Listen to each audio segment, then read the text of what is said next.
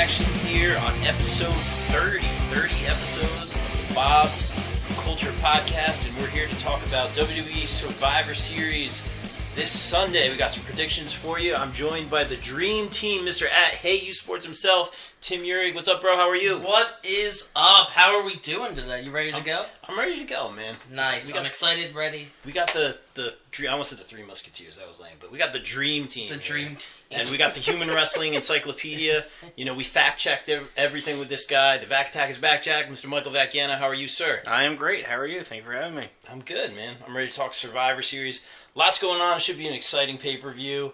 I was telling you guys I have a little rant, and you really want to know what's going on here. I just want to sit back and hear this, man. I want you to rip someone a new one. It's not that good, though. I wish, I'm sure we have our opinions. You want to know? You guys want to know what my issue is? What is your WWE? Guff with WWE? Guff. Yes. Guff. My guff. Well, first of all, I've been enjoying it over the past year and a half. I've been liking SmackDown Live. A lot of champions that we didn't. Some people that we thought would never be champions, a lot of surprises. I've really been enjoying a lot of the storylines. And my big thing, I think a little bit before SummerSlam, can we bring the pyro back? All right, guys come out. Now, I say this to Kate all the time. Like, she doesn't want to go watch a wrestling show, But the production is fantastic. I agree. Fantastic. The Titantron... Brock Lesnar jumps on the apron, fireworks. AJ Styles, new champ, comes out. They don't want none. Pff, the fireworks display. Becky Lynch comes out, all the stacks. King comes out, the fire. Before that, the legit fire coming out of the stage. And then before the show starts, we'll be live on USA Network in 5 minutes. Everyone hold up your signs. There'll be a fireworks display. And it scares you every time. When you're in the audience, it's loud. They got rid totally. No matter how far up you are, you do hear that boom. Yeah, and you got to get ready for it. You jump. Absolutely. And it's awesome. It gets you excited. And they just did away with all of it. And you see it on TV. At the pay-per-views, it's gone. When the live shows start, it's completely gone. And I understand why. It's a money-saving. That was going to be my thing. Their attendance is down at these live television shoots. So I'm thinking that it kind of makes sense for it to be gone from the television, but pay-per-views are still getting people there. Your bigger pay-per-views, they have it at WrestleMania. Well, they would never spare no expense at WrestleMania. Exactly. Of course. But I don't think SummerSlam though. I could be wrong. I don't think there was anything going on at SummerSlam. Yeah. Go ahead. I was just going to say, part of the reason I think it's probably I heard it was really a safety issue because. Oh really? I didn't. Yeah. Okay. They've had issues, I think, in the past where sometimes a spark has come and landed in the crowd and something that. That's fair. Or I think they're also worried about the talent. Sometimes the talents will walk through. Remember, the Masterpiece had the giant, Yeah, they always... To go, 10 years ago. Goldberg walked through, the sheet of, pyro. Yeah. And, who knows? I think they were more concerned about the safety issue. And for that, I understand. That's fair. It's a tough business as it is anyway. Mm-hmm. But you could still have it to open... Raw. They used to have it where you'd have the streamers come down. Oh, yeah, scream, and then would go. Yeah, the Rocket Boys come out. Oh, Dudley Boys was always good. Yes, but everyone had their own. But I know you're understanding because Kane's obviously one of your all-time faves, and the ring post, the ring post fire. It's just awesome. Even just never gets old. Even just the production, though, anyone who's not even a wrestling fan or watching a TV show or at a live event could appreciate just. The WWE's production's phenomenal. In fact, I went with Ken, my father-in-law, to a house show in Trenton, and they had a little mini Titantron. They used to just come out of the curtain at the house shows. They had a mini little Titantron set up, which was awesome, and they had some pyro. They had that mini, at the Wildwood show over the summer too. That little mini, a mini Titantron. Yeah, exactly right. You're right. Stage and everything. That's right. But they had little mini pyro for certain guys. It was awesome, and I get it. Probably safety that doesn't make a lot of sense. You're indoors, it's just Becky Lynch comes out tough. and there's no the smokestacks don't come out. There could also be stuff going on with specific arenas. They might not allow it. Period. So there might be a contract thing. Hey, if you come do this live event, there can't be any pyro. That's absolutely. Some states still ban fireworks, even for people to go and buy them and set them off themselves. Izod Center was like that. I remember they couldn't do Pyro. I think it was Izod Center or Continental Airlines. It might. In all honesty, it kind of sounds like it's a combination of all three of the things. Yeah, we'll look into it. Okay, so see, look, I had a little something to rant Okay, about. it takes away. It does take away from the experience, and yes, my wife to be. I mean, I told her I promised her I'd bring her to a show someday. Hope be me next year. Oh, that's fun. But yeah, I mean, I want her to like enjoy that part Right, of it. yeah. Just like you start the show and all the fireworks go off and they scare you. I want her to look at stuff other than Finn Balor's abs. So yeah. so those are the only 6 reasons she likes it. 8 reasons, you jerk. Okay. And along the same lines of that, I mean, you guys pretty much covered all the bases on that one. But they're not really changing the sets anymore for the big pay-per-views. Like SummerSlam was pretty much the SmackDown set, except it said SummerSlam instead of SmackDown. You know, they used to go all out because you want, like, what's this guy going to jump off of? You know, I want to think a guy's going to jump off some sort of this, you know, or something swinging around. TLC they did like hang chairs off. Yeah, the it was like a ceiling. string of pearls that they like pull down on. Yeah, come on. You know. How cost effective was that? Yeah, just exactly. Chained up some chairs. It's just things I notice, you know. Just little things like that. Sometimes the side plates aren't on the belt, especially with Lesnar. You know, his side plates are in one week. And just little things I'm noticing. There's a belt on Raw? Oh, we're already getting there. You guys are... All right.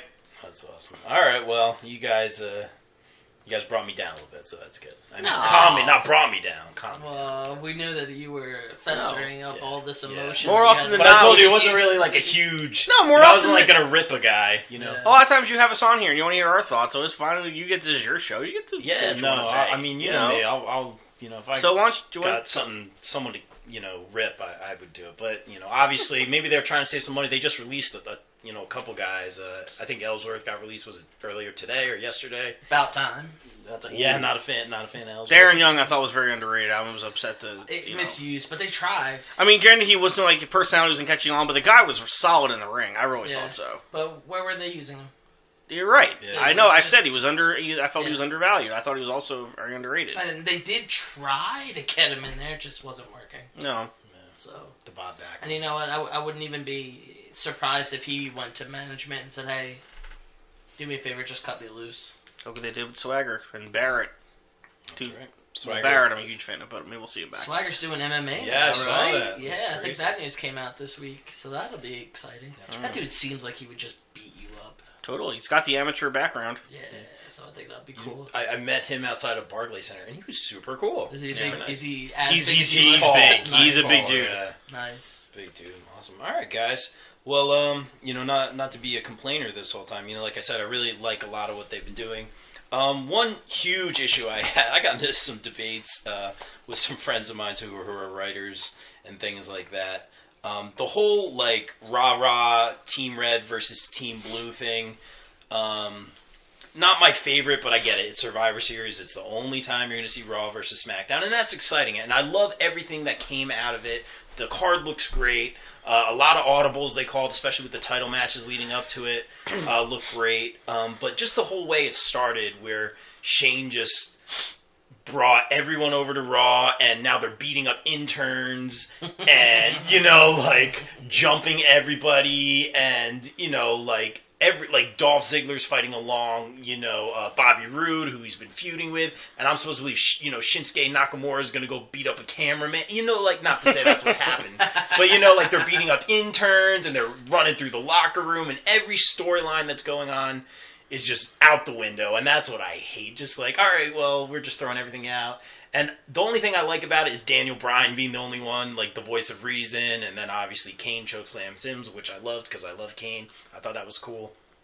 And then don't forget Daniel Bryan says he's going to talk to Shane after Survivor Series, so we'll see what happens with that. But the whole rah-rah red versus blue, I think I saw Bayley jump a bunch of like the women on SmackDown the other day, like Bayley, like, you know. Yeah, can she get that fire in her actual character and not like? Well, but I'm saying nothing's true when these rah-rah, you know, let's get them mentalities. It's a little unbelievable. Yes, we know it's scripted. It's just all the storylines go right out the window. But everything that came out of it and after that was really good. So that's all I have to say. What do you guys think about like the whole like Shane jumping Raw? You know, I understand it's Survivor Series, and the main thing of Survivor Series is those Survivor Series matches. Where always my favorite. Elimination, team versus team, and it's always my favorite too.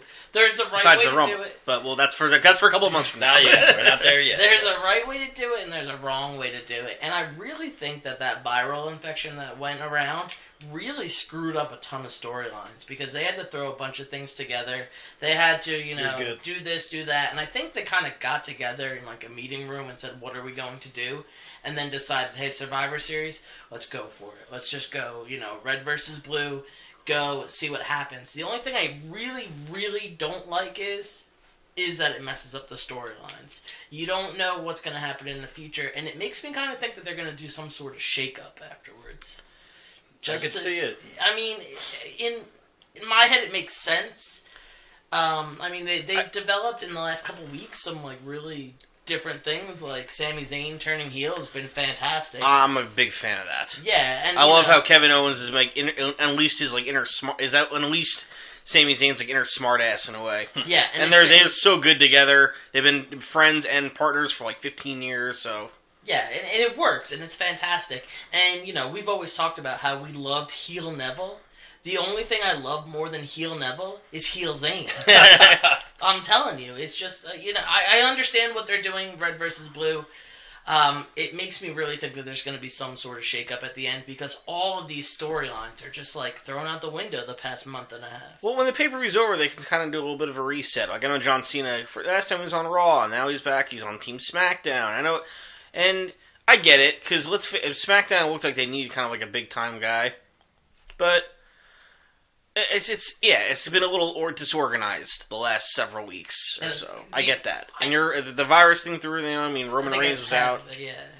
That killed the Shield. That killed the Shield reunion.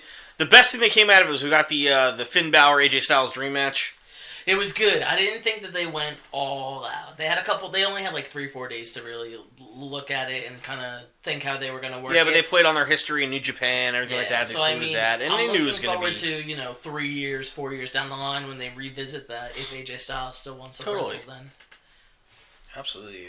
You guys are like bringing me down a little bit. Not that I was heated or anything. I hate it when they throw the storylines out. Stroke the furry wall, Rob.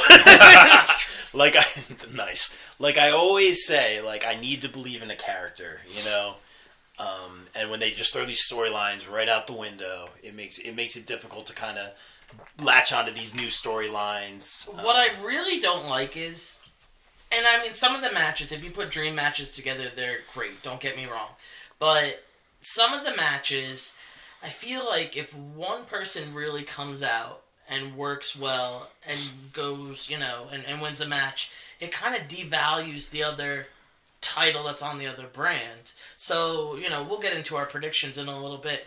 But hypothetical, one of the women win, right? Does it devalue the women's title on the other brand? That is a great point. And when they started this pay-per-view, when they started announcing matches before the whole invasion or hashtag under siege, stupid. Sorry. I mean, I guess it's fun, for Twitter. You didn't let it go yet. But how'd you like Shane's Wolf of Wall Street kind of like pep talk? Yeah, that was a little. See, that's a little out there too. Like it's just not within his character. He's always very composed until he gets to his breaking point. But for this, he was just kind of like, let's get him rah rah. But what was I going to say? When they announced this pay-per-view, they were like champion versus champion, champions versus champions. And I'm like, all right, well, that's really interesting. We see some nice matchups. But I'm like, no one is going to win a title. So there's no title matches at all, if you think about it that way. So it's not really fun. This pay-per-view doesn't look really good. And then everything just got kind of switched up. Champions got switched up. And I love what you just said, Tim. Like, does that devalue someone else? Like that's a great point. I mean, we'll talk about our predictions. Like my prediction for the main event, I don't know. But what's going to be the main event? Yeah, the men's match or the champion, the world champ versus the universal champ?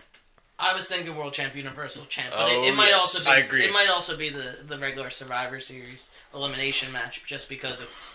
What you're Survivor really Series elimination match, yeah. Like the Royal Rumble's the last match, usually. As it always should be. Yes. So, I mean... maybe the shake-up will be after the Rumble. I'm I'm just thinking with storylines, the way they were going, with the viral infection, with the way that they just kind of not threw this together, but essentially threw this together and said, hey, we're going to go for it. We're going to get everything we can get out of it. That maybe they're shaking it up at the end of it.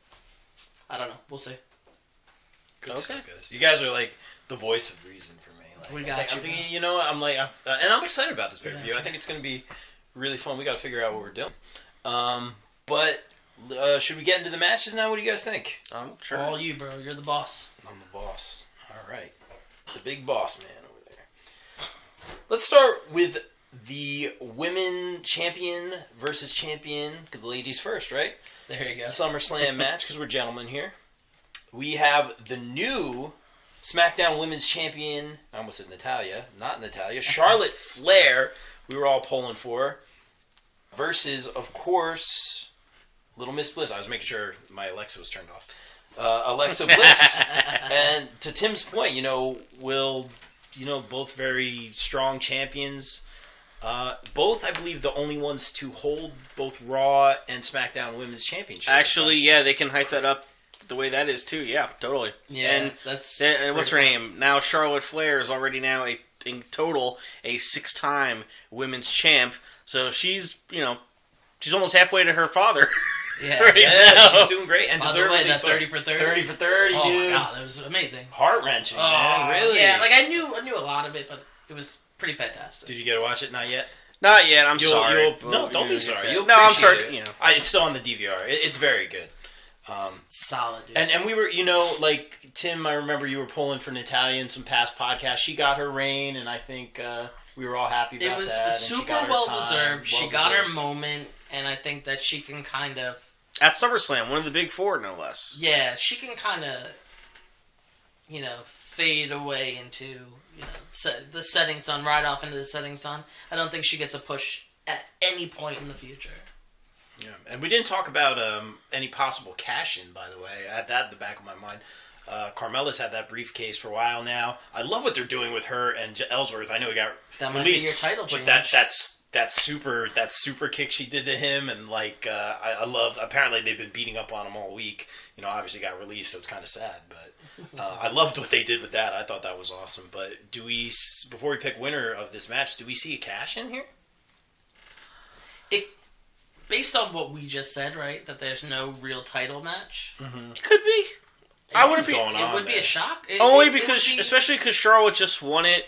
Who knows? She could be. I mean, I think that she will beat Alexa Bliss, and then who knows? And then it could be Carmella, and then Carmella could come right out and pick up the pieces. Who knows? Carmella and Alexa, could start ganging up on Charlotte, and then cash in. Should be interesting. It could very well be, but they have their two best characters. I mean, everybody loves to hate Alexa Bliss and loves to love both. Yeah, she's great. Character is great. She has her character down, and the fact that she's like a scrappy little fighter kind of feel. She's not like super polished, but she's like a pretty chihuahua. There you go. So what do you think? And I'm going to agree with you, Mike. I think Charlotte's going to win this for several reasons. She just obviously had a huge win. Mm-hmm. Very talented, very great with the fans. I hear her and AJ Styles, not that this is why she should win, but I hear her and AJ Styles are like the best with the fans. When we saw her at your bachelor party at the SmackDown house show, how many selfies did she take on the way up the ramp, hugging little girls, holding up their signs? I hear she's fantastic with the fans. I just saw AJ Styles brought a little one, into the ring to hold up the belt. Just hold him that out. Went viral. Come on, this week. Yeah, that melts your heart right there. Aww. So that's what it's all about, He cares about kids. Yeah, he cares about kids. That's right. But I think she's earned this, not just because of her skills in the ring, but of her work outside the ring and her relationship with the fans. I think she's going to win this match. Maybe cash in, I don't know. Something's going on with Carmella and this storyline. They're doing something. But I think Alexa, not to make her look weaker, again to Tim's point, but I think it might be time for Asuka to kind of, Is this a seg to the women's match, what you're going with that? Well, it could be, but I want to see what I'm sorry, Tim. Go. This guy's been on fire. I'm on board with you guys. I think if it's... I'm going to take a cheap way out here. If it's a clean win, it's going to be Charlotte. But I wouldn't mind seeing Alexa win dirty like she has been. Could be. I mean, it would be a bigger win, I think, for Alexa over Charlotte than Charlotte over Alexa. And what it does, if she wins dirty, it doesn't, put down Charlotte moving forward. So I think, they're hyping it as like the goddess versus the queen, which is kind of cool.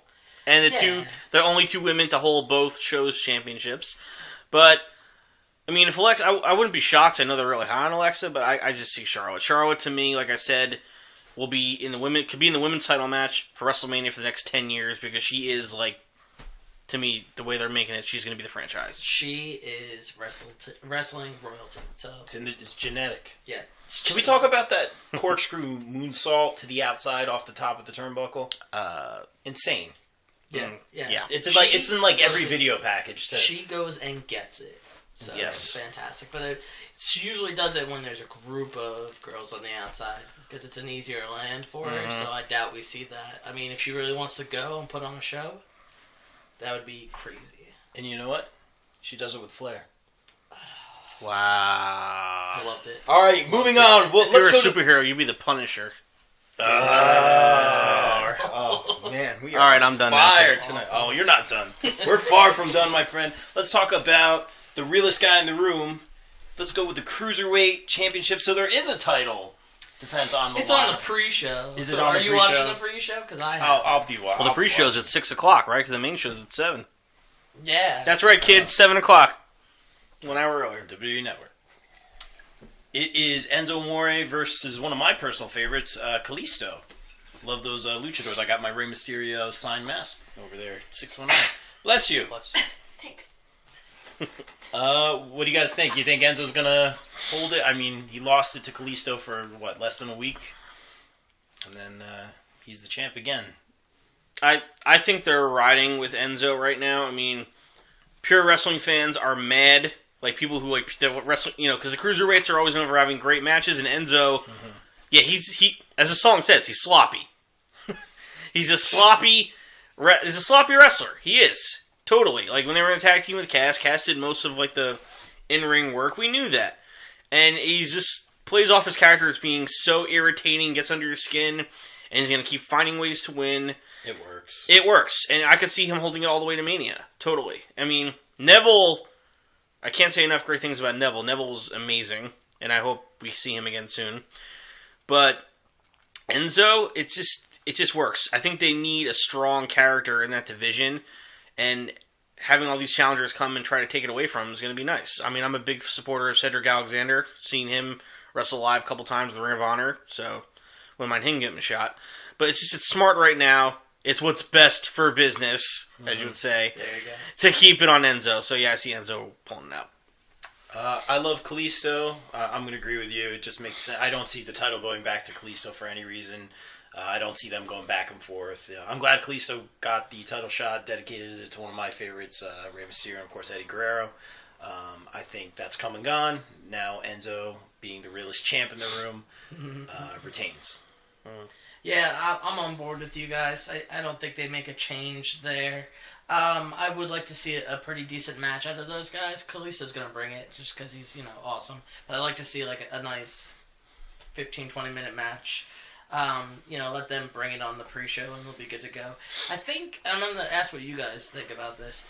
I think the Cruiserweight division is being a little held down because they're not on the main show as much. I know they tried to push it by putting the Cruiserweights as a main event a couple times in the past, 2 months. But I really think that having the show after Raw... Is it after Raw or SmackDown? So 205 Live's after SmackDown. Yeah, after SmackDown. Yeah. So, I mean, having... It's me right there. I don't have any interest in it. Like, after I'm done with SmackDown, and it's on the network. It's on the network. I gotta turn on another device. Do you think it hurts? Do you think that they need to put more of a story into the main shows? I think it hurts in a way because...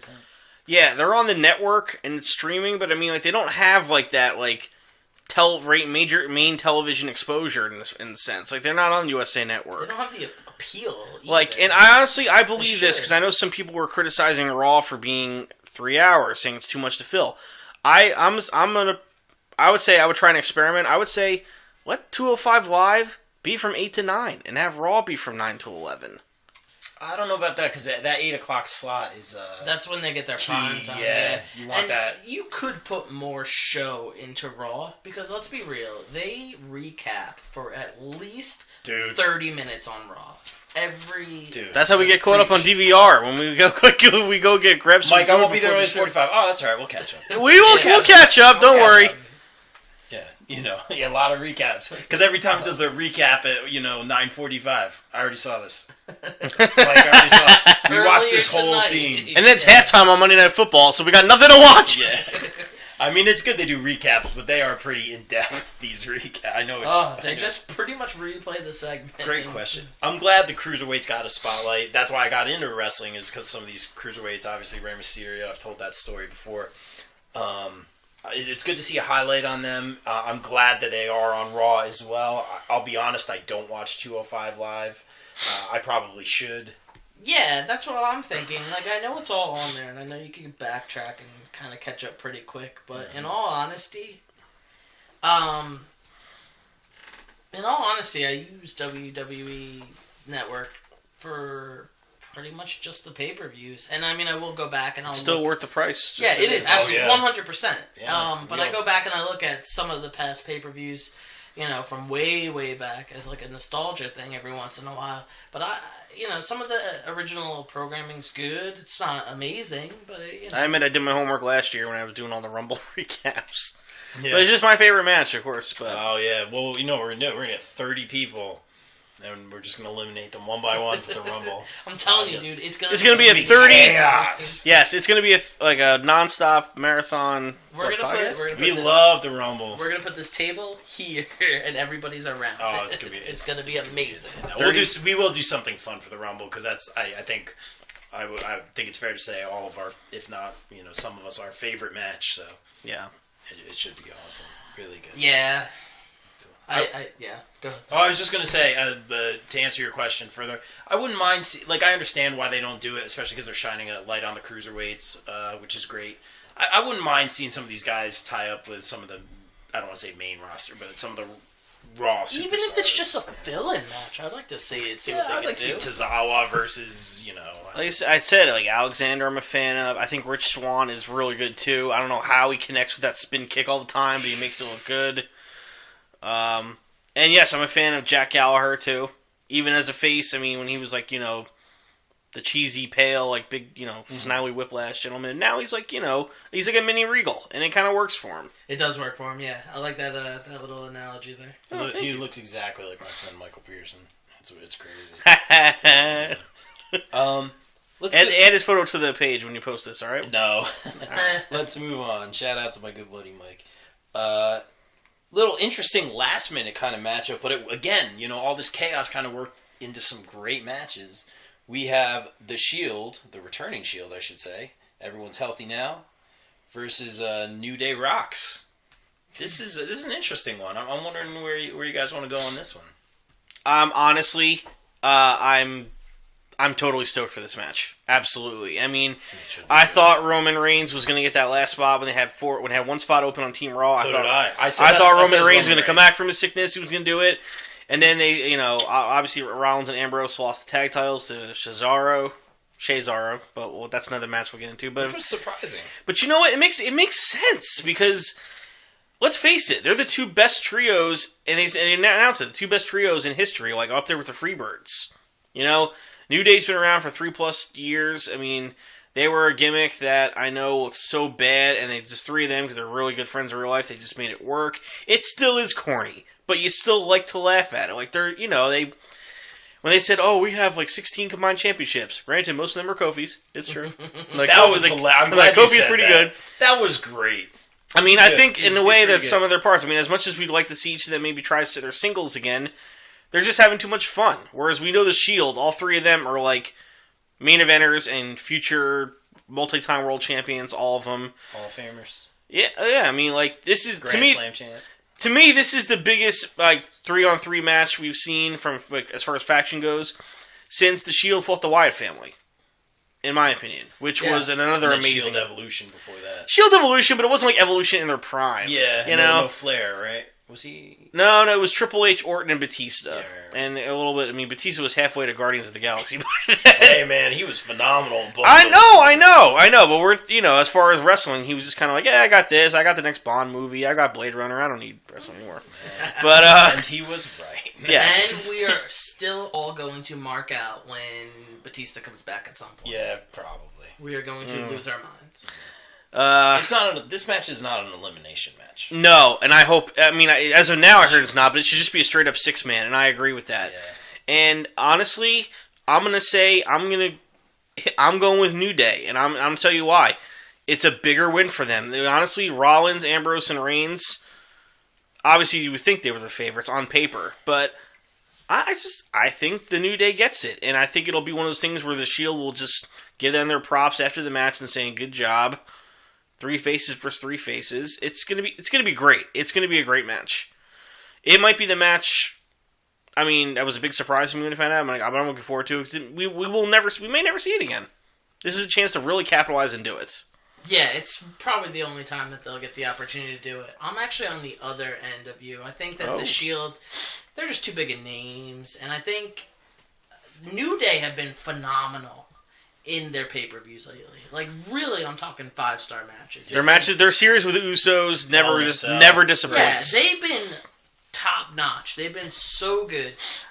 Maybe they get rewarded with a win, but I just think that you have this now, technically your official Shield reunion, right? Because we had the viral infection and whatnot. They've been, the viral infection has been... They've been doing stuff... Bonus point again. They've been doing stuff on, together, but this is like pay-per-view, the official reunion. They're all gonna come down, not with Kurt Angle from the seats, and it'll be great, and everybody will be crazy, and it'll be fun.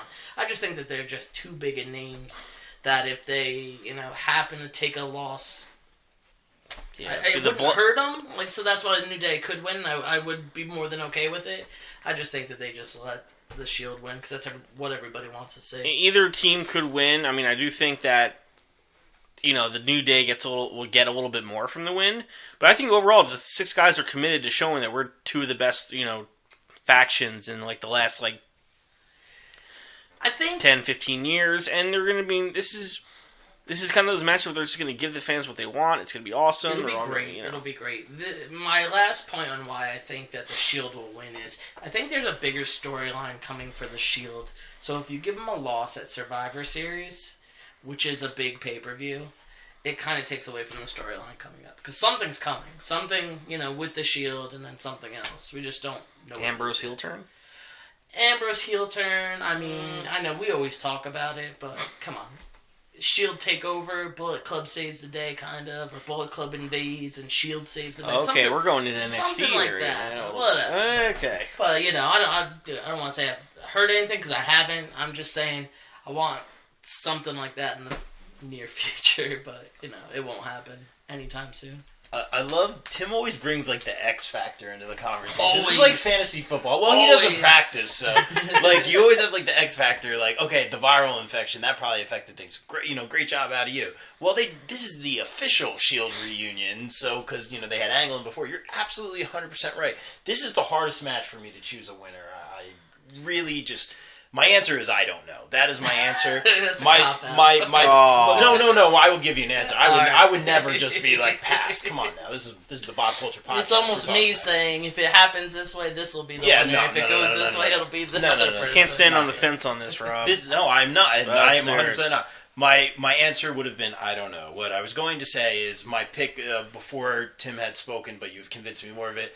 I have to go with the Shield, more so now because you said this is their official reunion. Don't forget the New Day is out of the tag team title picture for now. They kind of had that truce-oos, if you remember that. Truce-oos, yes. So I don't see them losing anything from losing this match from where they are right now. And I think a loss for the Shield, I don't want to say it would be devastating, but wouldn't make sense. And I don't see any sort of heel turn from any of the members of the Shield or anything like that, unless they all go heel. Because they did, Rollins hitting, them in the back of the chair, the initial heel turn. I don't think it's going to be a different member. They're going to relive that, which they could do. But the best thing to come from that was definitely that meme of LeBron hitting Wade and Bosh. That was the best meme. Oh, that was fantastic. That was amazing. But I'll have to go with the Shield on this one. And Mike, you could be right on this one. Honestly, I don't care. I just want to sit back and watch it. New Day's been so good. The match is going to be amazing. So never get tired of seeing Big E spear through the ropes. No, that's a big guy coming at you. Yeah, I'd be scared. And he's agile like it's nobody's business. Let's talk about our first Women's Survivor Series 5-on-5 match. We'll do ladies first. Well, I did say women's, so there you go. The Women's Survivor Series 5-on-5 match. Mike, help me out here. List the women on both sides. If you can. Okay, Team Raw, you have Team Captain Alicia Fox. Yeah, I said that. You also have, obviously, your favorite, Asuka. We have my wife-to-be's favorite, Miss Nia Jax. That's right. We got the boss, Sasha Banks, and we got Bailey. But sorry. Man. I'm sorry. I'm not a Bailey fan. It is good that Camp is not. And Mike is a guy who loves everybody. Like, he appreciates everybody. Mike never. Not one of my favorites. And I'll get. Sasha's not really doing it for me. I think I want Sasha to be the really obnoxious heel that she was in NXT. I agree. That's another fact. But on the SmackDown side, we have Team Captain Becky Lynch. Awesome. Mm-hmm. Always been a fan of Becky Lynch. Straight fire, totally. We love Becky Lynch. Yes. Bob culture is all about Becky Lynch. All about Becky Lynch. Okay. Who else we got there? We got Carmella, and we have Naomi, and we have Tamina's. Yes, I know you like Naomi. You've been a fan of her since the Funkadactyl days. Absolutely. You got Tamina Snuka, who, she's still a badass. Not my favorite, but still what she is. And it was Charlotte, but now I kind of think that Natalya might take that spot since they, Oh, is it official? I would assume that she is in that spot, right? I don't think they've announced it. They haven't announced it, but I know Natalya's going to try to get her way into that match. But we'll say, should we say tentatively she is? Get it going, because I'm going to check right now. Do you think there's any chance somebody gets called up? Who would it be? Yeah, who would it be? Because they have that big match the night before. The 4-way to determine the new NXT Women's Champ. I would assume Ember Moon would win that one. It could be someone maybe from the Mae Young Classic. I don't know, but that's a good point. It's going to be tough to call. I mean, I would say it doesn't matter anyway because I think Asuka's going to just rip everybody apart. I think they're making it so that Asuka is going to be the sole survivor on Team Raw. That is my prediction. That is why I also believe Charlotte is not in that match because they do not want Charlotte to lose to Asuka. Yeah, that makes perfect sense. Asuka could be down by herself and still rip everybody apart. Asuka is going to be like... They're building Asuka. Yeah. They're continuing her streak as undefeated, not getting beaten, and I hate to be Alexa Bliss. Because that beautiful head of hers is going to be knocked off her shoulders. This just in, and this is interesting, and good job out of you guys, because I would have said Natalya was that last spot. If you look at the picture here, I'm on WWE.com looking at the women's 5-on-5 traditional Survivor Series match.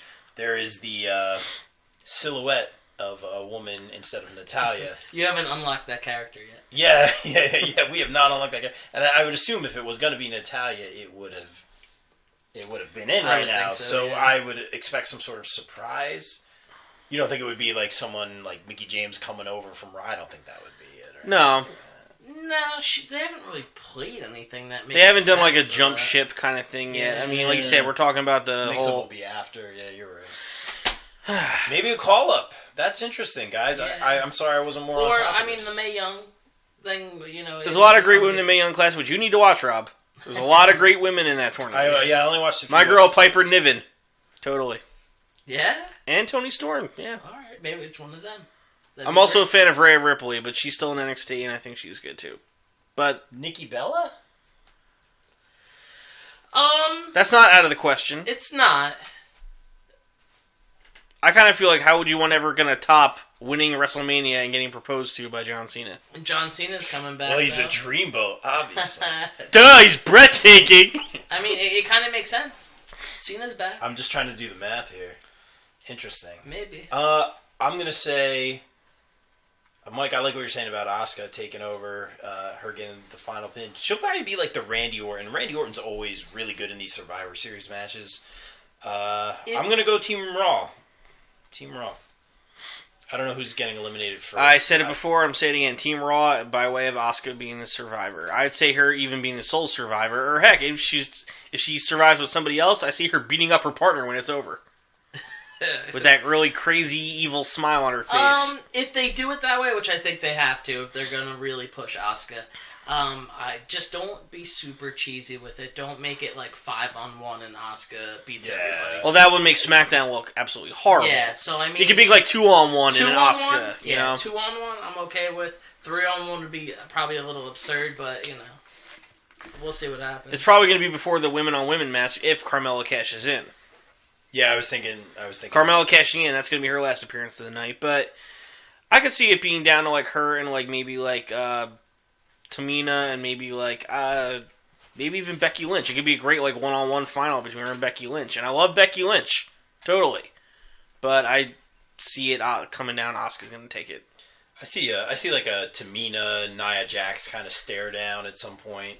I think Carmella... That's like Braun and Brock. Yeah. Yeah, the Tamina and Nia Jax will definitely... I think Carmella and Tamina are going to go out early. I think Team Raw is going to have the advantage with Nia Jax and Asuka. I think Fox will be out early. Bayley, I think, will be out early. It would be funny if everyone on Raw just like throws Alicia Fox into the ring and like gets her get eliminated right away. Is Bayley still nursing an injury? They haven't heard anything about it, but... She hasn't really been... I guess she's been on Raw. She was on Raw. She won the last spot in the match. Yeah. She won Triple Threat. She could. Yeah, okay. I think it was a shoulder thing. If they cleared her for that, was she active in that, or was she like tossed out of the ring and got? No. She did a decent part in the match. All right, so she must have got cleared enough to go. Interesting. You know, I'm sitting here thinking about it. I will pick Team Raw on this one, but I think I might pick Team Raw for the. We will get to that obviously, but I'm thinking one would win one and one would the other. I don't think one brand's going to dominate this. I think everyone's going to be friends or something. Not be friends, but it'll. Yeah. I mean, it could go into the Royal Rumble because the Royal Rumble is another mixed pay-per-view. They could make like an interesting wager. If whatever SmackDown guy wins the Rumble, so and so happens, or so and so gets fired, or I don't know. Just brainstorming here, but. Shall we move on, gentlemen? Yes. Sounds good. Sounds good. You guys are doing great. Let's go. I believe this is still the match. The Intercontinental Champion, The Miz, father-to-be. Congratulations to them. That's pretty cool. Baron Corbin, the United States Champion, did not lose to Sin Cara. Thoughts on this? This is a very tough match to predict in a way that it's like... It is straight up heel versus heel, and I don't really see... I think, I don't think it benefits... I don't see a straight finish. I don't. Miz Taraj could come out, and I see Baron Corbin going nuts and hitting Bo Dallas with, like, the End of Days, which I'm so happy I didn't see that. Not a Bo Dallas fan. But anyway... You don't believe? No, I do not. But... This is it's such a clash of styles and personalities with the fact that it's like Baron Corbin is like the greasy kind of biker dude who's like and Miz the clean cut Hollywood dude. It's gonna be interesting. I mean this probably only get like 10 minutes I think, if that. And I do think somehow someone's gonna interfere. And then Baron Corbin's going to I see it's just being kind of like a filler match. To me, this is the filler match. Maybe one of those matches that something amazing happens, but it kind of like tempers the mood a little bit. Kind of gets you cooled off for the next match coming. Exactly. Yeah. Did you pick a winner, or you just said it's gonna? I think it's probably gonna have I'm gonna say Baron Corbin wins by disqualification. Miz Taraj interferes. I'm just gonna go with that. Simple. Okay. Yeah, I mean, it doesn't help anybody in any story. It doesn't do much for anybody. I would say with the recent push that we've seen for Baron Corbin, I'll go Baron Corbin. I'll go the other way. I'll go Miz. I think he's gonna. I mean, I was gonna say I think he's gonna leave soon because his wife's pregnant and all that. But I guess he would do the paternity leave thing after. He would probably drop the IC title first too. Yeah, well, I thought for some reason he. Yeah, she's 5 months pregnant. Oh, really? Yeah, they were. It's funny because I got home from work today and that new version of TRL was on, and I happened to be flipping through channels. Oh, I heard the Miz was on today. Yeah, he was on today, and I did see. it? I didn't watch the whole thing. Okay. I couldn't. The kids are too crazy, so I turned it off. Yeah. Right away. I got you. But I did see that he was on and Maurice was on, and she was 5 months pregnant. So. Wow, but I'll go the Miz on this one. Baron Corbin's kind of that guy that they can hand losses to, and then he gets a big.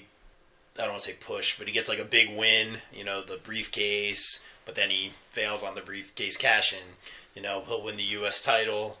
I'm sure he's going to lose it in some, embarrassing fashion, I'm going to go with The Miz on this one. I don't think Corbin's going to lose anything from losing this match or anything like that. And honestly, it could go either way. I don't have such a strong opinion on this.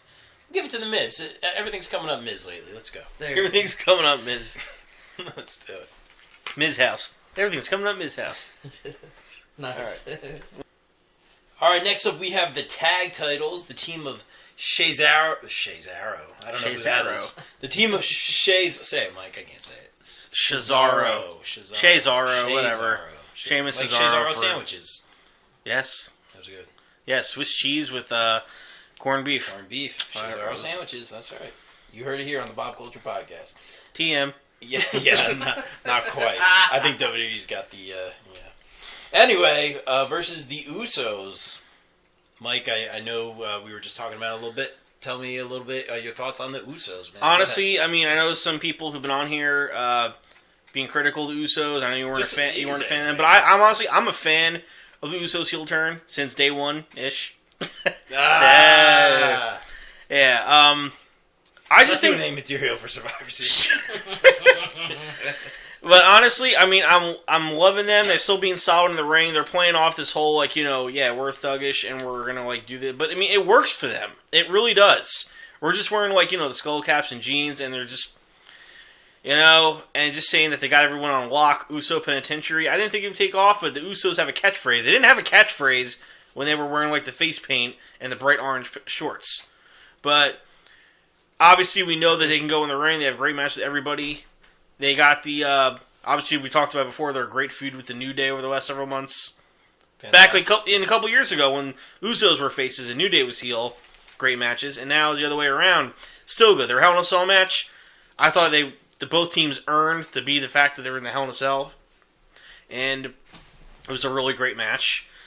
And honestly, I think Usos might have a chance here to beat Cesaro and Sheamus. And you know what? It's not going to hurt Cesaro and Sheamus because we both know they're probably they're just as good as single stars as they are. Usos, I don't ever see them being single stars because the way it is, as long as they're both healthy. But they have the potential to be one of the greatest tag teams of this era. And I think another win here would be great. The funny thing is, they talked about how they were the two surviving teams last year. And they had a great series, and it was just the two of them for 5 minutes, just the two of them. Oh, imagine really? Yeah, wow. So imagine they're going to go for 15 minutes here. Bonus points, Mike. But you know what? I'm liking the Usos. I'm obviously a big fan of Cesaro and Sheamus too. I would not care if either team won. I know it's going to be a really good match. But since I'm going on the limb and picking I like underdogs, and I guess Usos would be considered the underdogs in this, I'm going to see Jimmy and Jay pull it out, and I'm really happy. I think they could deserve another big win like this. Interesting. I honestly don't know what they're going to do here. I know that they're going to work well together. I know that it's going to be a fantastic match. If it goes either way, I'm okay with the result. I think that Cesaro and Sheamus winning the title was a little bit of a shocker, but it kind of made sense because they had to put the Shield back together officially. So coming off of that, I would say that if you were moving forward with the story, Cesaro, Sheamus needed to prove that they're legit. We know that they're legit because of their singles competitions, but to kind of give them credibility as tag champions, because they just had this huge win. And I think it would be a complete letdown if they lost to the Usos. But the Usos have been fantastic. So I don't know which way you go there. So I'm going to say Cesaro, Sheamus, and then we'll see what happens. Because they are the bar? Yes, absolutely. Go ahead, Rob. We are the bar. There you go. Actually, they should be called the European uppercuts. They should be. No, it works. Though. They're going to hit all their spots, though. You're going to get the spinning and all the uppercuts. Oh, and, yeah. That should actually be a good match, too. Yeah, for sure. Both good points by both of you guys. I'm a believer in owning my mistakes. Mike, I will say this. I definitely was one of those people that when the Usos did the heel turn, didn't think it made any sense. Yeah, they needed a change. But they came out with, they didn't really have any attire, just like the hoodies. Attire, like hoodies. Yeah. Had, a bad attitude. We're bad guys now. Okay, I'm not buying it. Just like the white beater and jeans and, Yeah, but it didn't really have anything. But I will say this. They've had fantastic matches, and right now, it's working. You're absolutely right. It's working for them. I'll admit I was wrong. The direction it was going, I didn't see it. I didn't agree with it. But it's working, just like I had said with Neville. I was like, I don't think they're giving him more promo time than they did when they were completely 100% wrong about Neville. I was like, oh my gosh, he's amazing on the mic and he's a great heel. And like you said, hopefully we'll be seeing him again. Doesn't have a good look. But anyway, I will admit I was wrong on the Usos that they are going in a certain direction. Although they do kind of have tendencies to be face-ish at times, you know what I'm saying? Like, they kind of joke around with Shane a little bit. They're getting along with the New Day. I think it was like a sign of respect of, New Day. We've had so many amazing matches, and this is, the final match, and you guys gave us, the fight of our life in the Hell in a Cell. So, I think that was it. And they kind of moved on from that, and I'm glad, because, how do you top that? Their Hell in a Cell match was very, very good. I love the kendo sticks trapping them. Oh, yeah, and then, of course, doing what they could, and then, the double splash in the chair. It looked, it was crazy. Great match, but yeah, I'm really just a fan of the Usos right now, and they're your pick. They're my pick. It's hard for me to pick on this one, and like I said, I was definitely wrong about that. This is working for them right now. They're multiple-time tag champs. Both teams are multiple-time tag champs. They're both proven. Again, to Tim's point, you're thinking, what do you lose by losing this match, or does it devalue your championship? I'm going to go, I'm picking a lot of Raw, but I'm going to go Cesaro on this one. They just have this style about them. The Usos do too, but they're like the team that, a big move's hit on them, someone's getting pinned, and the other guy always breaks it up. Like Cesaro especially, is always coming in and breaking it up. You think it's over, and they grind it out. Cesaro is obviously going to do another freak show of strength, only he's he so can. Strong, dude. He's so strong. He'll do a springboard off the rope to break up a pin. The deadlift, superplex out of the corner. Who knows? He might hopefully do. And if you've ever seen Cesaro on the Independents, you know what I'm talking about. It's a no hands airplane spin. I've been waiting years to see incredible. That in WWE. The dude's just a freak athlete, and he's the airplane spin where they put him on their shoulder. I've been saying it for years. He's underutilized on the main roster, but what are you gonna do with him? He's not doing anything with the storyline, so they're just waiting it out. His in-ring talent, though, is there. Off the charts. Yeah. He's so strong. Right now, him and Sheamus, they work together. They got a good thing going. They do have a good thing going. I know what you're saying as well. But he's just been underused the whole time since he's been up. But there's nothing they could do. They got to either push him with the U.S. title or the IC. Maybe when Miz and Maurice have the baby in real life. Maybe they kind of do a little push there, but sorry, it's like a baby joke.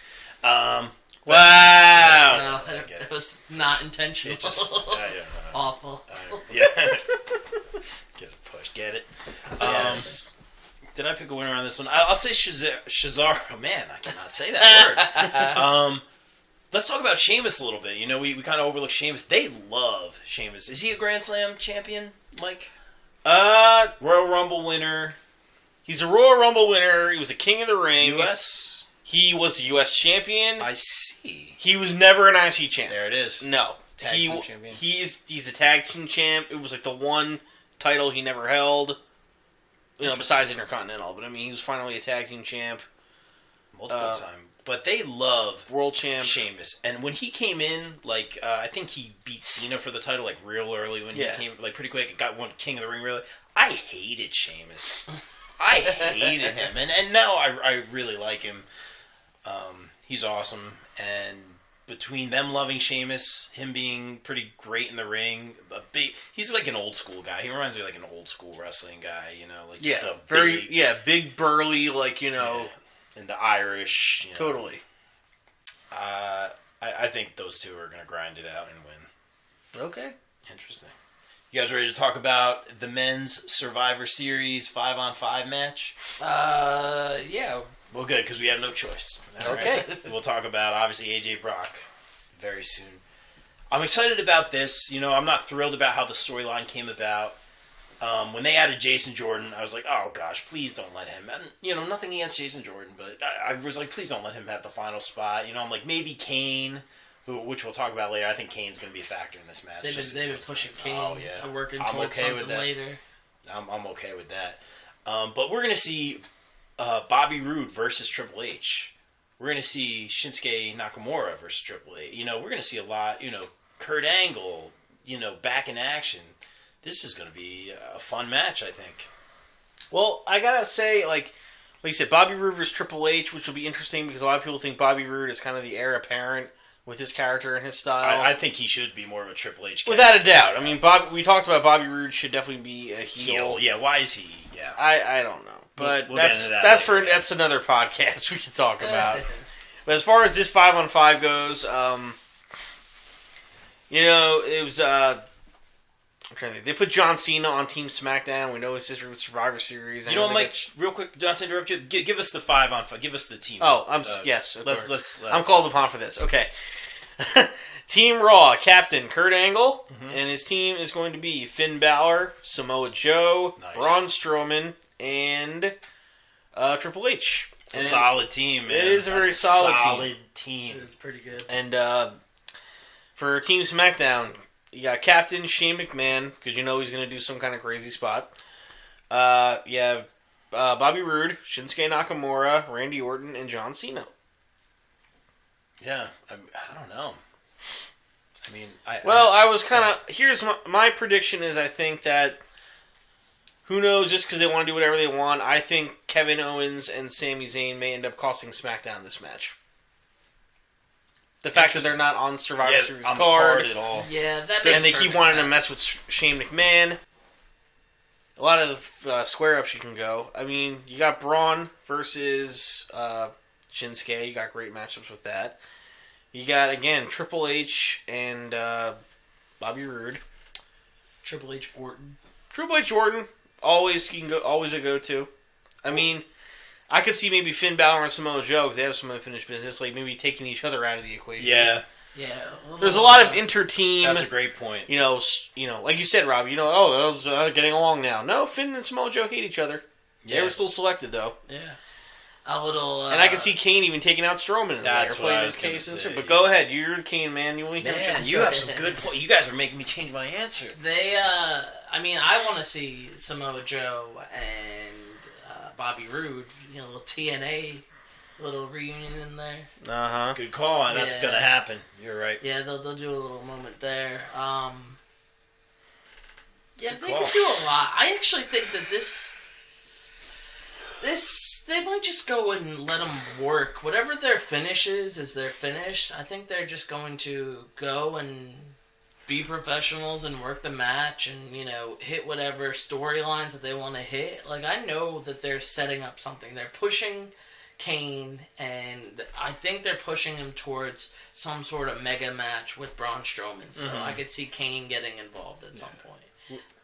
I was just going to say where Kane, who's one of my favorites for years and years and years, is going to eventually put over Braun Strowman in whatever that match may be. But go ahead, I'm sorry. Yeah, as long as Kane doesn't come out of the ring again, I'm okay with That's what I'm thinking. I'm sitting here thinking he might be coming out of the ring or something. Go ahead, though. Yeah, I think he interferes at some point. I'm gonna pick Team Raw. I don't think that I don't think Triple H is gonna take an L at one of the big pay-per-views. Wow.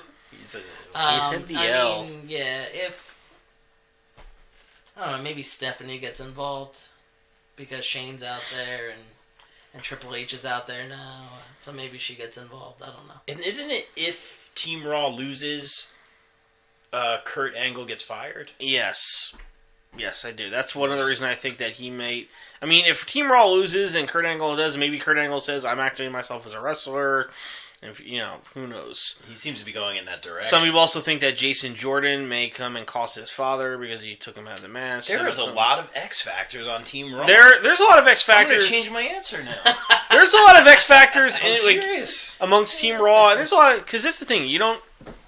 A match like this, you don't know.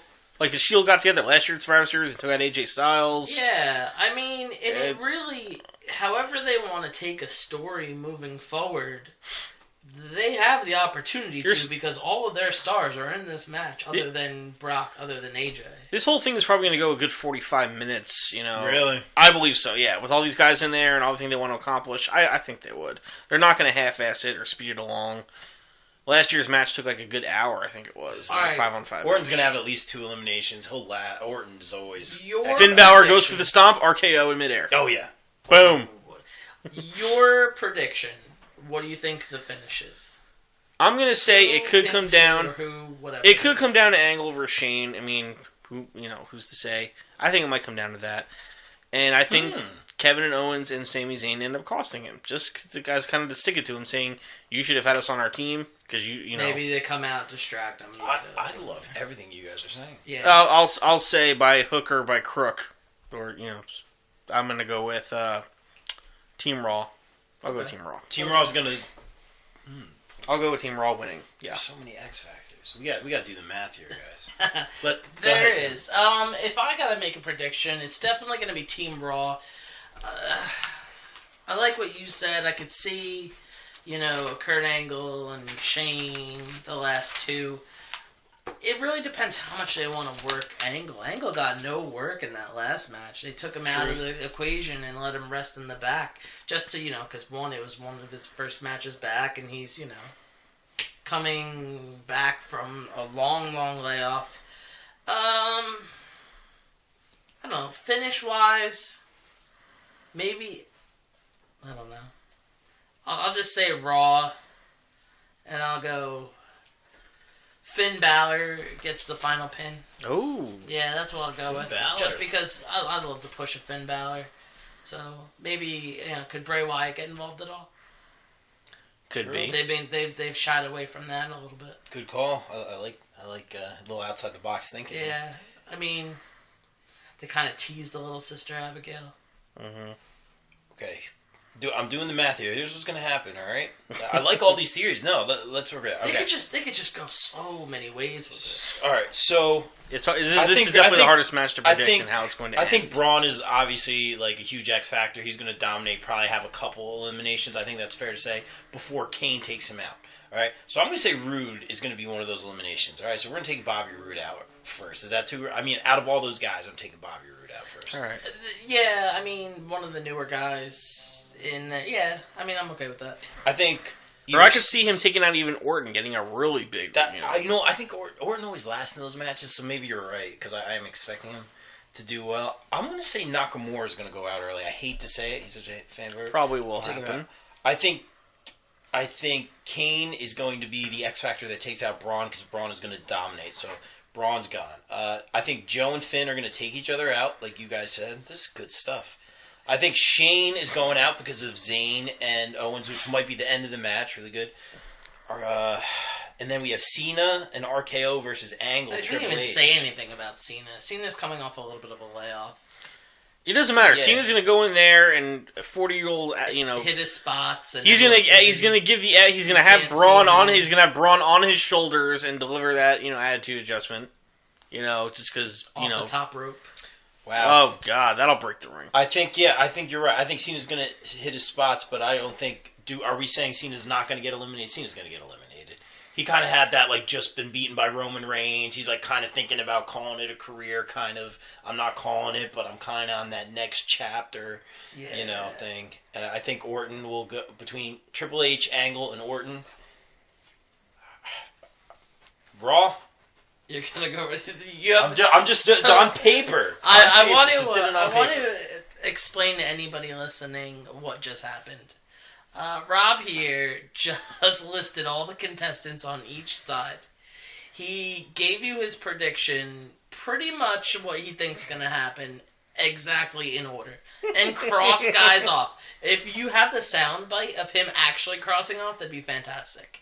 He's crossing people off, and he made his decision, and your decision was? It looks like Team Raw will win, and it's going to be Triple H and Angle standing. That's what I have. That is just the match. Which would be very interesting. Which would be interesting, and everyone would be very happy. But I wasn't going to pick Team Raw, but I just everything. Did we all end up saying Team Raw?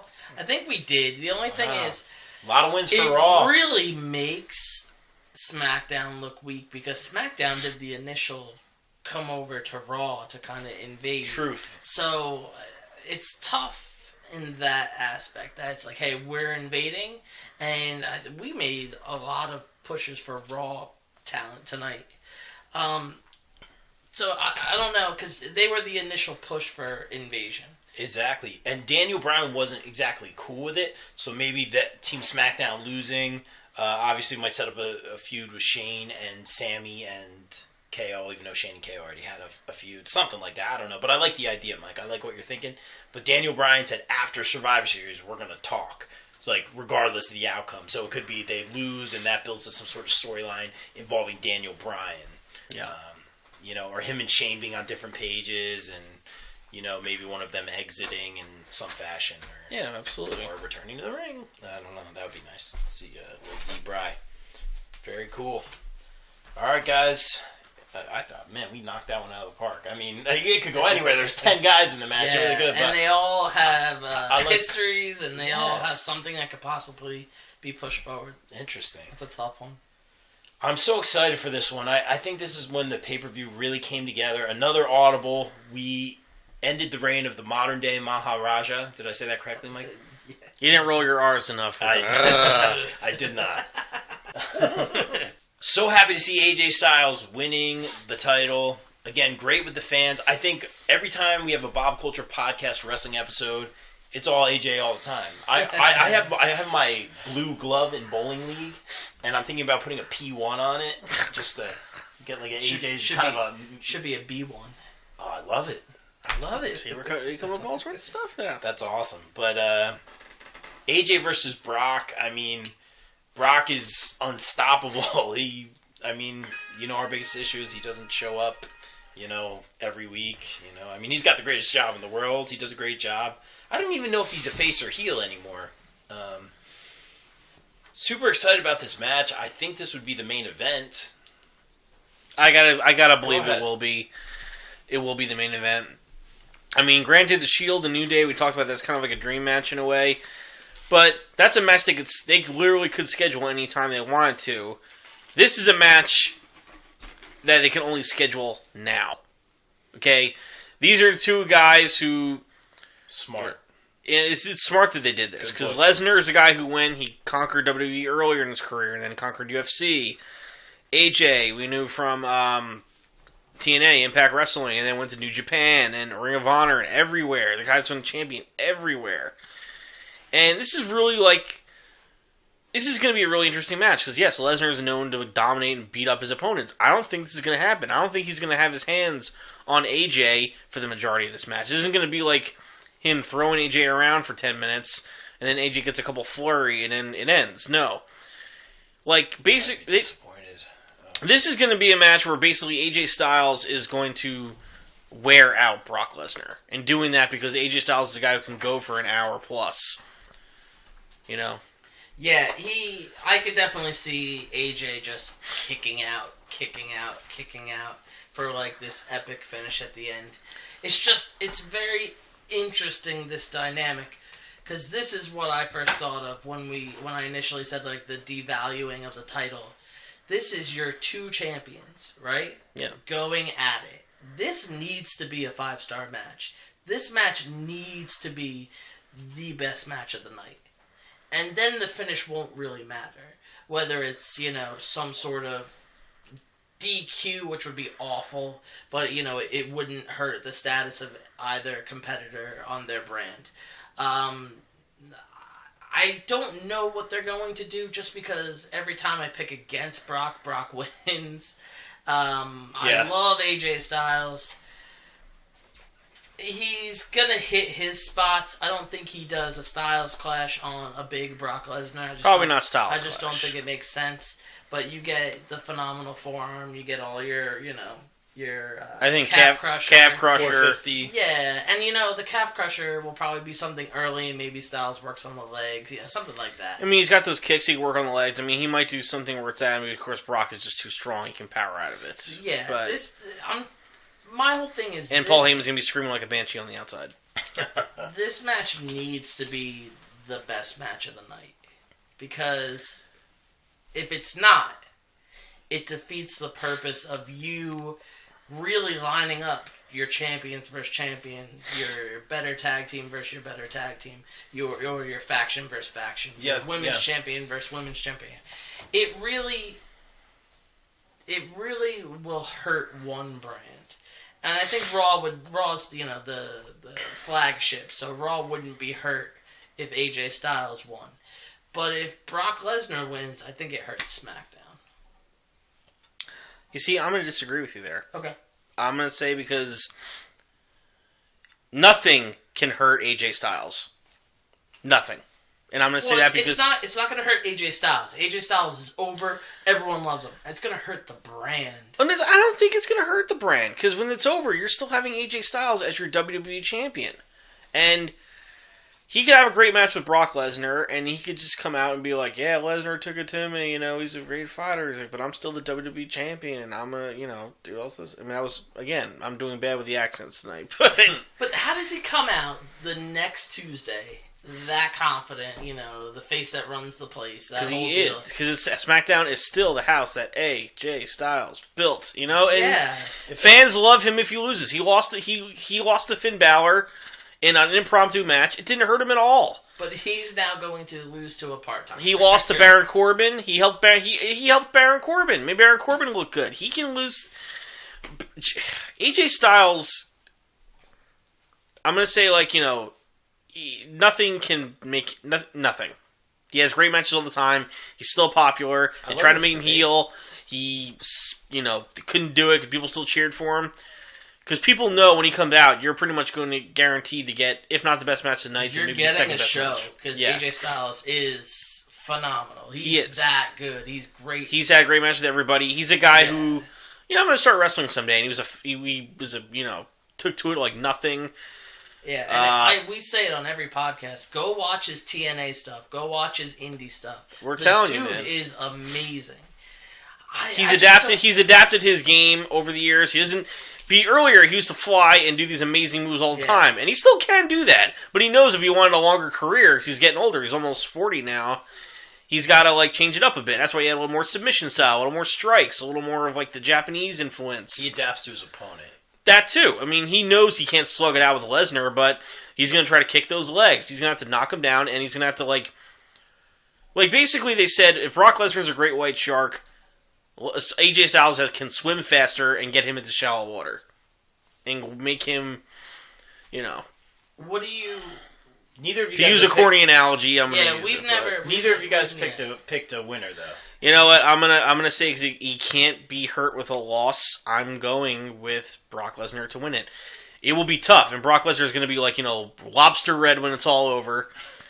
Might take 2 F5s, and he knows he's going to have a fight, and then that's it. And then AJ Styles is going to get up, and he's still going to be walking away hurt, but fans are still going to give him an ovation, and there it is.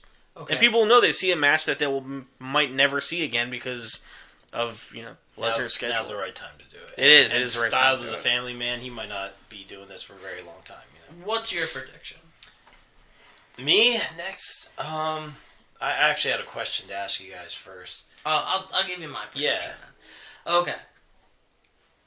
I think, and this is another one with the really quick title change before the pay-per-view. I think Styles is going to win.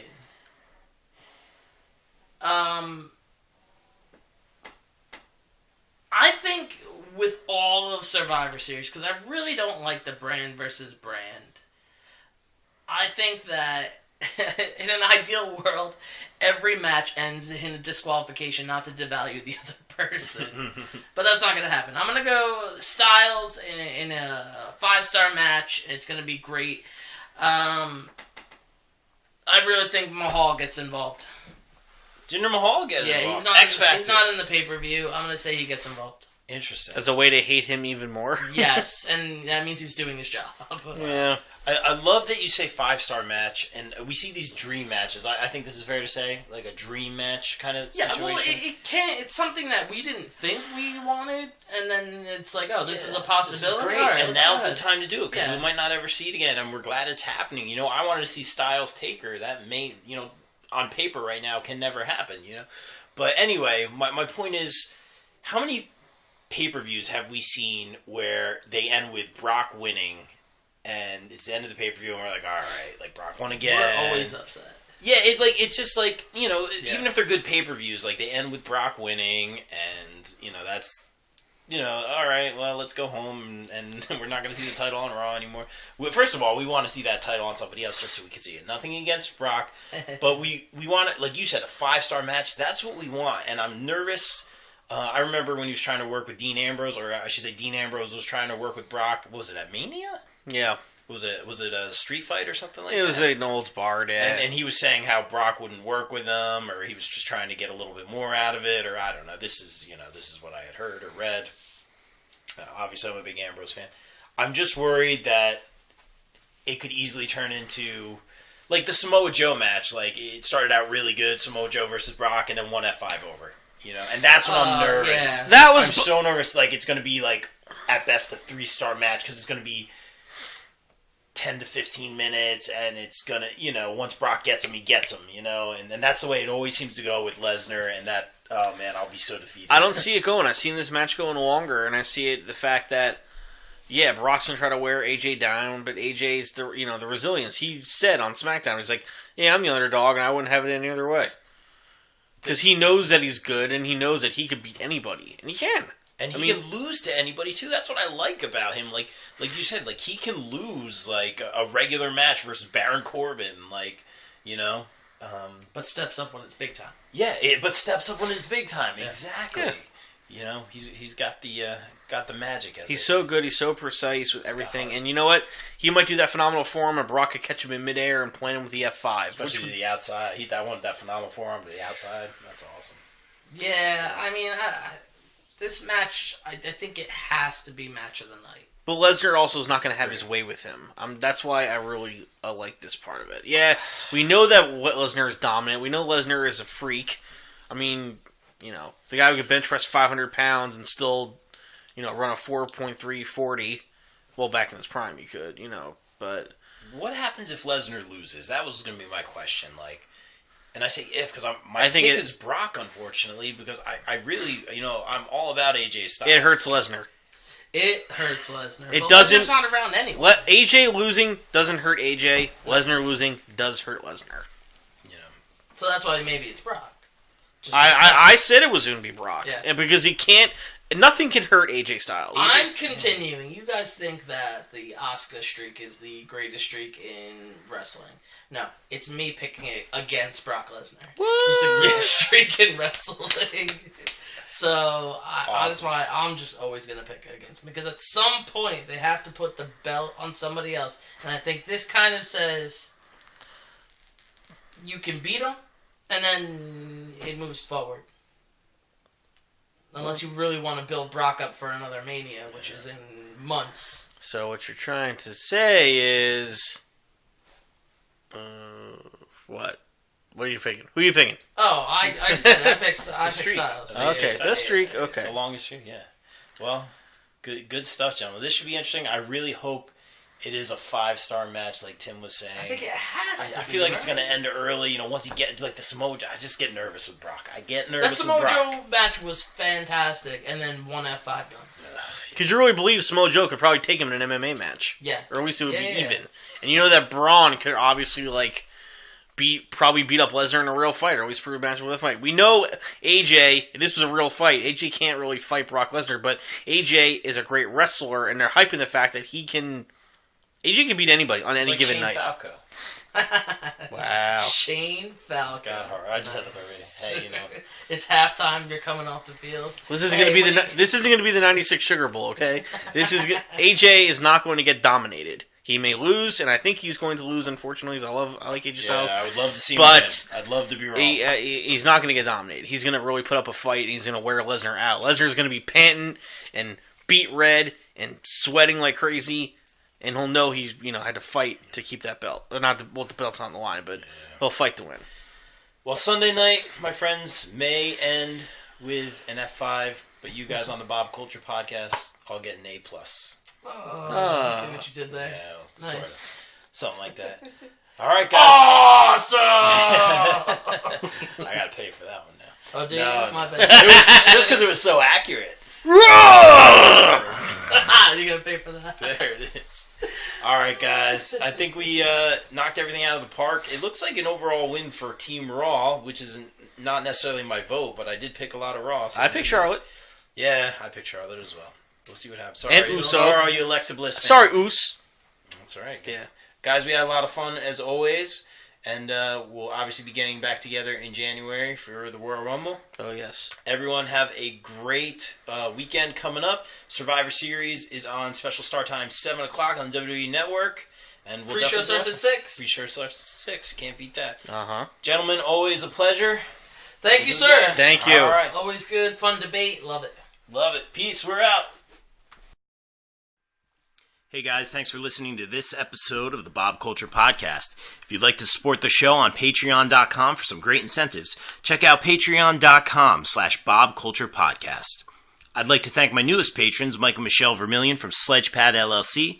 Sledgepad is the revolutionary bass drum dampening system that make blankets in your bass drum a thing of the past. I love my Sledgepad and is currently being used by drummers from national acts such as Pink and Collective Soul.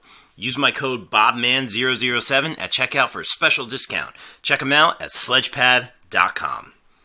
Finally, don't forget to support the show by leaving a review on iTunes or give me a like on facebook.com/BobCulturePodcast.